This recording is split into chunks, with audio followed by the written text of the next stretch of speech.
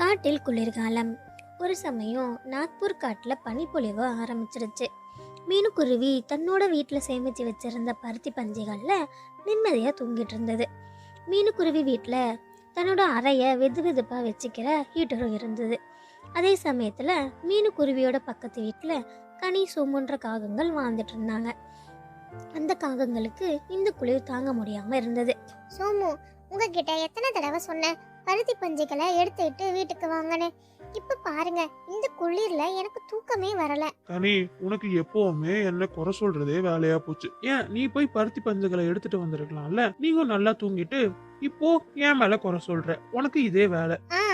இந்த பேச்சுக்கு ஒன்றும் குறைச்சல் இல்ல. இப்போ இந்த குளிர்ல 2 பேரும் தான் கஷ்டப்பட்டுட்டு இருக்கோம் அப்படின்னு பேசிக்கிட்டே கனி தன்னோட கூட்டுல படுத்துக்குச்சு. அப்படியே அடுத்த நாள் காலை பொழுது வந்தது. மீனுக்குருவி மரக்கட்டைகளை வெட்டுறதுக்காக தன்னோட வீட்டுல இருந்து பறந்து போச்சு. அது ஒரு மரத்துல இருந்து சில மரக்குச்சிகளை வெட்டிட்டு இருந்தது. அந்த நேரத்துல மிட்டுக்கிளி அந்த பக்கமா பறந்து வந்துச்சு. மீனு, தேவையில்லாம ஏன் மரக்கட்டைகளை வெட்டிட்டு இருக்க? உன் வீட்டுல தான் ஹீட்டர் இருக்குல்ல? ஆமா மிட்டு அண்ணா, ஆனா ஹீட்டர் எப்பவுமே நம்ப முடியாது. சில நேரம் அது வேலை செய்யாம போயிடும். அந்த நேரத்துல என் குழந்தைகள் குளிர்ல கஷ்டப்படுவாங்க. அதனாலதான் முன்னெச்சரிக்கையா இந்த மரக்கட்டைகளை வெட்டிட்டு இருக்கேன். மீனு, எனக்கு உன்கிட்ட ரொம்ப பிடிச்சதே நீ எதிர்காலத்தை பத்தி யோசிச்சு எதுக்குமே தயாரா இருப்ப. சரி, நானும் போய் சில மரக்கட்டைகளை சேமிக்கிறேன் அப்படின்னு சொல்லிட்டு மிட்டுக்கிளி அங்கிருந்து பறந்து போச்சு. மீனுக்குருவி மறுபடியும் மரக்கட்டைகளை வெட்ட ஆரம்பிச்சது. ஏய் சோமு, எந்திரிங்க.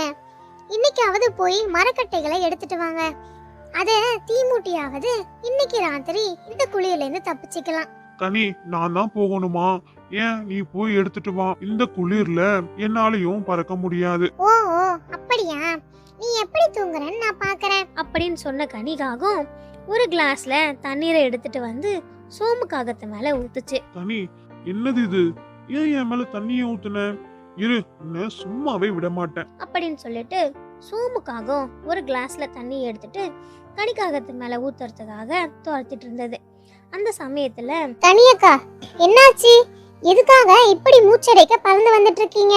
மீனு, சோமுக்காகவும் என் பின்னாடி வந்துட்டு இருக்கா பாரு. ஆமாக்கா, சோமு அண்ணா உன் பின்னாலதான் வந்துட்டு இருக்காரு. சோமு, வேணாம், அந்த தண்ணிய என் மேல ஊத்தாதீங்க இப்படின்னு கனிக்காகவும் சொல்லுச்சு. ஆனா சோமுக்காகவும் அந்த தண்ணீரை ஊத்த ஆரம்பிச்சது. கனிக்காகவும் கொஞ்சம் விலகுனதுனால அந்த தண்ணீர் அப்படியே மிட்டுக்கிளி மேல பட்டுருச்சு. ஐயோ மிட்டு, வேணுனே உன் மேல தண்ணிய ஊத்தல.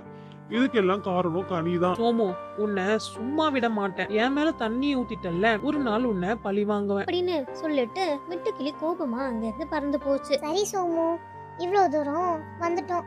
அப்படியே மரக்கட்டைகளை எடுத்துட்டு வீட்டுக்கு போகலாம் அப்படின்னு பேசிக்கிட்டு காகங்கள் மரக்கட்டைகளை வெட்ட ஆரம்பிச்சாங்க. மீனுக்குருவியும் தன்னோட சேமிச்ச மரக்கட்டைகளையும் எடுத்துக்கிட்டு தன்னோட வீட்டுக்கு பறந்து போச்சு. அப்படியே காட்டுல ராத்திரி நேரம் வந்துச்சு. ராத்திரி நேரத்துல கடுமையான பனிப்பொழிவு ஆரம்பிச்சது. காகங்கள் 2 பேரும் அந்த மரக்கட்டைகளை தீ மூட்டி நிம்மதியா குளிர் காய்ச்சிட்டு இருந்தாங்க. மீனுக்குருவியும் தான் வீட்டுல தன்னோட குழந்தைங்களுக்கு சாப்பாடு கொடுத்துக்கிட்டு இருந்தது.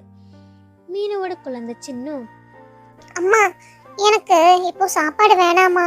நாங்க இன்னும் கொஞ்ச நேரம் விளையாடுறோமே. பசங்களா, இன்னும் கொஞ்ச நேரத்துல ரொம்ப அதிகமா குளிர ஆரம்பிச்சிடும். நீங்க இப்போவே சாப்பாடை சாப்பிட்டு தூங்க ஆரம்பிக்கணும்.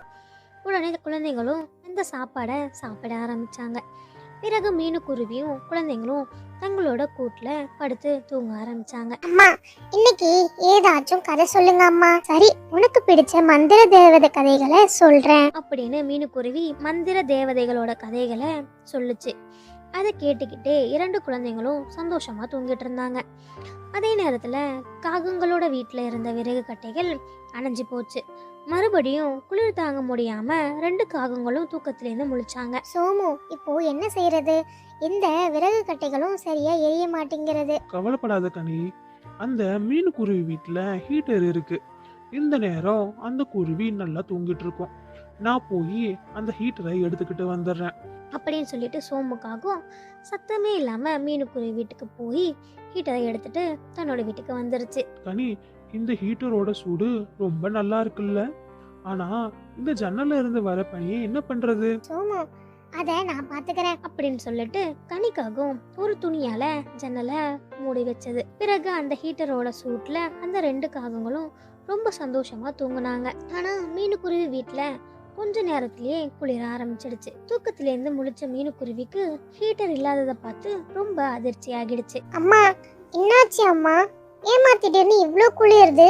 சின்ன ஒண்ணுமில்லப்பா, அம்மா வெது வெதுப்பா தீ மூட்டி இருக்கேன், உனக்கு குளிராது, நான் இப்போவே இந்த குளிரை சரி செய்யறேன் அப்படின்னு மீனுக்குருவி சொல்லிட்டு ஒரு வாளில நிறைய தண்ணிகளை எடுத்துக்கிட்டு காகங்களோட வீட்டை நோக்கி பறந்து போச்சு. சரி சோமு, நல்லா தூங்குறீங்களா? ஒழுங்கா இந்த ஹீட்டரை எடுத்த இடத்துலயே எடுத்துட்டு போய் வச்சிடுங்க. ஐயோ மீனு, வேண்டாம் வேண்டாம், இந்த குளிர்ல தண்ணீரை என் மேல ஊத்திடாத. நான் இந்த ஹீட்டரை உன் வீட்லயே எடுத்துட்டு போய் வச்சிடுறேன். இப்போவே எடுத்துட்டு போய் வச்சுட்டு வாங்க, இல்லனா இந்த தண்ணிய உங்க 2 பேர் மேலயும் ஊத்திடுவேன். மீனு, சோமு வச்சிடுவாரு, நீ தயவு செஞ்சு அந்த வாளி தண்ணீரை எங்க மேல ஊத்திடாத. பிறகு சோமுக்காகவும் ஹீட்டரை எடுத்துக்கிட்டு போய் மறுபடியும் மீனுக்குருவியோட வீட்டுல வச்சிடுச்சு. பிறகு மீனுக்குருவி தன்னோட குழந்தைங்களோட நிம்மதியா தூங்க தொடங்குச்சு. அப்படியே மறுநாள் காலையில ஆச்சு. அந்த இதமான சூரியனோட வெளிச்சத்துல சோமுக்காகவும் நிம்மதியா தூங்கிட்டு இருந்துச்சு. அந்த சமயம் மிட்டுக்கிளி ஒரு கிளாஸ்ல தண்ணீரை எடுத்துட்டு வந்து சோமுக்காகத்து மேல ஊத்திடுச்சு. ஏய் சோமு, எப்படி நல்லா இருக்கா? இதே மாதிரி தானே எனக்கும் அன்னைக்கு இருந்திருக்கும். ஏய் மிட்டு, நீ என்ன பழிக்கு பழி வாங்கிட்டல்ல, நான் உன்னை சும்மாவே விட மாட்டேன் அப்படின்னு சொல்லிட்டு சோமுக்காகவும் மறுபடியும் மிட்டுக்கிளியை துரத்த ஆரம்பிச்சது. அப்படியே அந்த காட்டில் பனிக்காலம் ரொம்ப வேடிக்கையாக இருந்தது. இந்த ஸ்டோரி உங்களுக்கு பிடிச்சிருந்துச்சுன்னா நம்மளோட சேனலை சப்ஸ்கிரைப் பண்ணிக்கோங்க. பக்கத்துலேயே பெல் ஐக்கான் இருக்கும், கிளிக் பண்ணி ஆள்னு கொடுத்துக்கோங்க. தேங்க்ஸ் ஃபார் வாட்சிங்.